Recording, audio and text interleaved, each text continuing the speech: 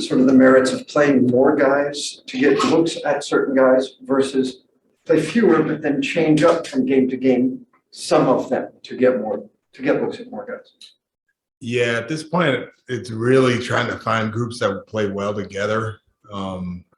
So with the injuries, and thankfully we don't have any tonight, so be kind of a little bit more standard, and trying to find the right balance of scoring guys and defensive guys while also finding groups that play well together. So, throwing 11 out there and having them play short stints is hard, because it's hard not only for me as a coach to kind of manage that part, but for a player to get your rhythm, you need like a good stretch of time to play. So I think a lot about that. And there are games where guys get a short stint just because I want to get them into the game and I want them to get some experience, and I want to get them, let them know that all the hard work that they're putting in can be rewarded with minutes,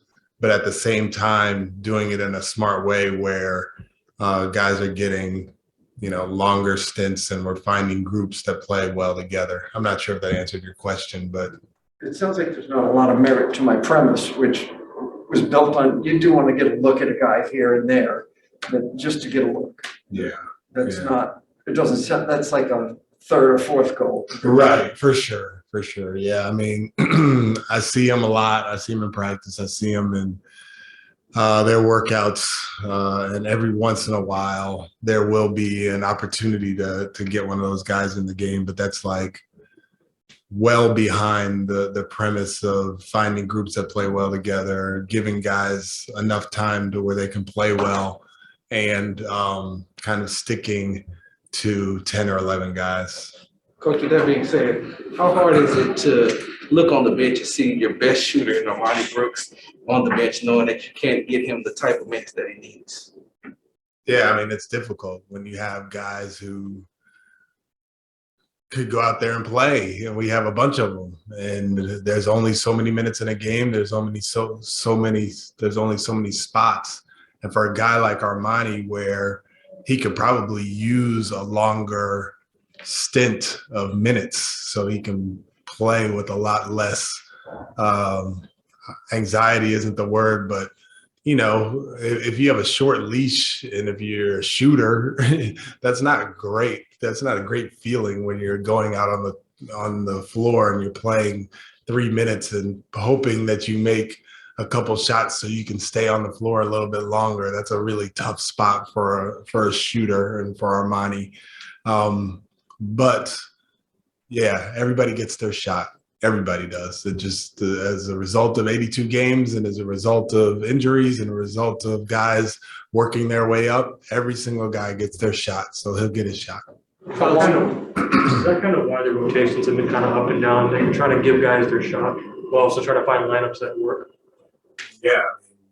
I think I said it the other day where our lineups have been a little bit uneven because of the injuries, but yeah, we're trying to find groups that play well together.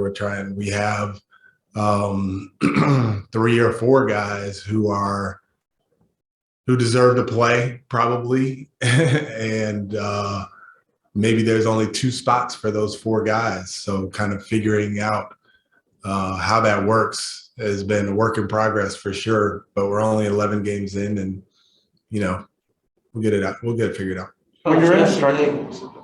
Coach, yesterday, Kevin Porter Jr. talked about trying to still get adjusted to the mental aspect of running the point guard. When that is part of the, kind of an issue that he's still working through, how do you go about helping him get through it because it's like internal?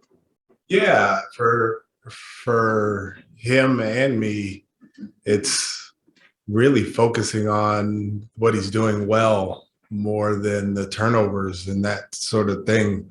He really is doing some good things at the point, but it's a hard position to learn. It's like a rookie quarterback, it's tough when your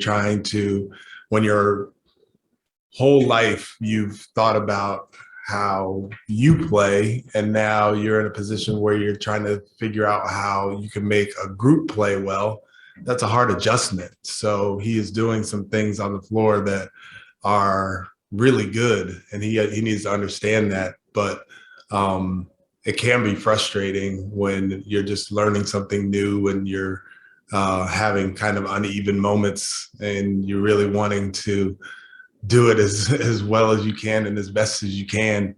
It can be tough, but he's working through it. And the one thing that I've been super proud of him for is his defense. Like, he was not very good defensively last year, and he's pretty good defensively this year. So focusing on those things will help the growth instead of like picking at each individual turnover and you should have done this, and you should have looked at that, and this is what your read should have been, and all of that. That to me doesn't help growth at all. There's obviously some frustration with, the losing streak. A lot of guys seem to think that Wednesday was pretty winnable. Yet I know when you go into the film room, there's sort of a fine line for you to walk between, you wanted guys to learn from mistakes, but you don't want to be so heavy-handed that that they're demoralized. What's that balance like for you, trying to, I guess, correct the mistakes, yet not be overly negative?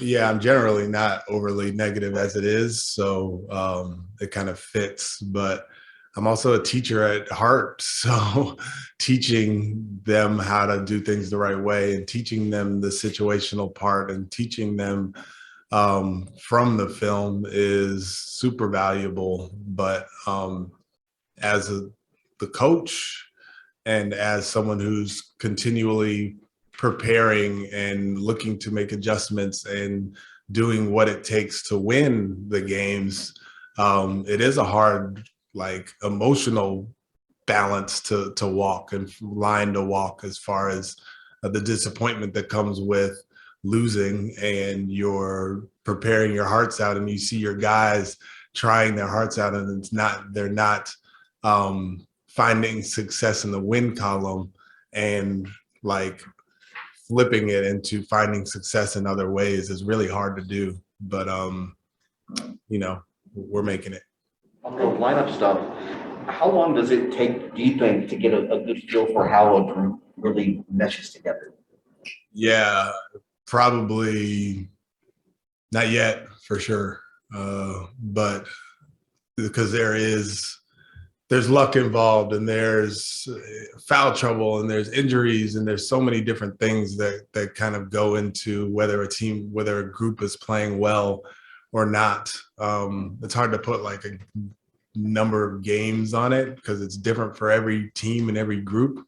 But I'm hoping within the next 10-game stretch. We just had a 10-game stretch, and now we're going to have another 10-game stretch. Hopefully we'll be healthy for that stretch, and we'll really get a good feel for which groups play well together.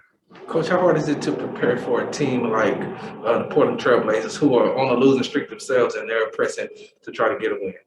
It's always hard to prepare for every team in the NBA, but they have two primary scorers who are different from everybody else in the league, and can put so much pressure on your defense. And there's certain things like great player defense is the hardest part, and because they can do things that you can't scheme for. So we've been talking a lot about what we're going to do against this group, but yeah, it's hard. Preparing for every NBA game is tough, and they definitely present some challenges with their personnel that make it a little bit harder.